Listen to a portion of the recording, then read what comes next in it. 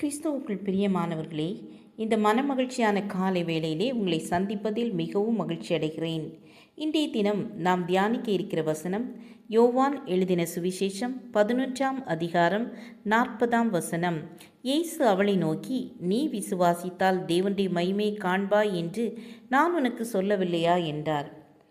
உண்மையான விசுவாசம் என்பது நம்முடைய கண்களால் காணாத போதும் வேதத்தில் கூறப்பட்டதின்படி அவற்றை நாம் உண்மை நிச்சயம் என்று நம்புவதும் அந்த நம்பிக்கையில் உறுதியாய் இருப்பதுமே விசுவாசமாகும்.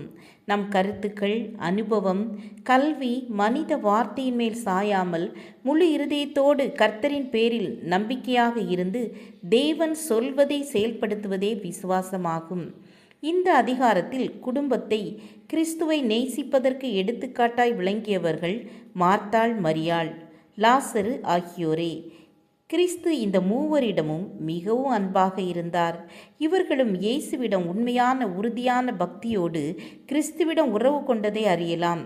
இப்படிப்பட்ட குடும்பத்திலும் வருத்தம், சோதனை, வியாதி, வேதனை, மரணம் முதலியவைகளை அனுபவித்தனர். மார்த்தாளும் மரியாளும் நீர் நேசிக்கிறவர் வியாதியாய் இருக்கிறார் என்று ஆண்டவரிடம் ஆள் அனுப்புகிறார்கள். இயேசு இதை கேள்விப்பட்ட போது, இந்த வியாதி மரணத்துக்கு ஏதுவாயிராமல் தேவனுடைய மகிமை விளங்குவதற்கு ஏதுவாயிருக்கிறது என்றார். மார்த்தாளும் மரியாளும், நீர் இங்கே இருந்தீரானால் என் சகோதரன் மரித்திருக்க மாட்டான், மரித்து 4 நாளாயிற்றே நாருமே என்றாள். அது உண்மைதான். ஆனால் அதைவிட பெரிய செயல் ஒன்று நடக்கவிருப்பதை அறியாததால் அவர்கள் அவ்வாறு கூறினர். நாமும் நமது பிரச்சனைகளின் போது கலங்குகிறோம். ஆனால் நாம் எதிர்பார்ப்பதை விட மேன்மையான ஒன்றை கர்த்தர் வைத்திருக்கிறார். சகலமும் நன்மைக்கேதுவாக நடக்கிறது என்பதை நாம் ஏற்றுக்கொள்வோமாக. இயேசு கிறிஸ்து தாம் நேசிக்கிறவர்களின் மனவேதனையில் பங்கு கொள்கிறார். நம் கண்ணீரில் இணைந்து ஆண்டவரும் அழுகிறார் என்பதை மறக்க வேண்டாம்.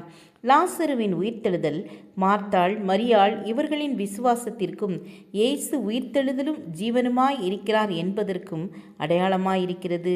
குமாரனிடத்தில் விசுவாசமாயிருக்கிறவன் நித்திய ஜீவனை உடையவனாய் இருக்கிறான் என்று யோவான் 3:36 வாசிக்கிறோம்.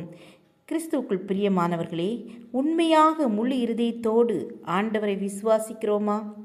பரிசுத்த பவுலைப் போல நல்ல போராட்டத்தை போராடினேன், ஓட்டத்தை முடித்தேன், விசுவாசத்தை காத்து கொண்டேன் என்று நம்மால் சாட்சி பகர முடியுமா? ஜெபம் செய்வோம். கிருபையும் இரக்கம் நிறைந்த ஆண்டவரே, விசுவாசத்தில் நாங்கள் உறுதியோடும் உண்மையோடும் இருக்க உதவி செய்யுங்க. இயேசுவின் நாமத்தில் பிதாவே, ஆமேன், ஆமேன். God bless you.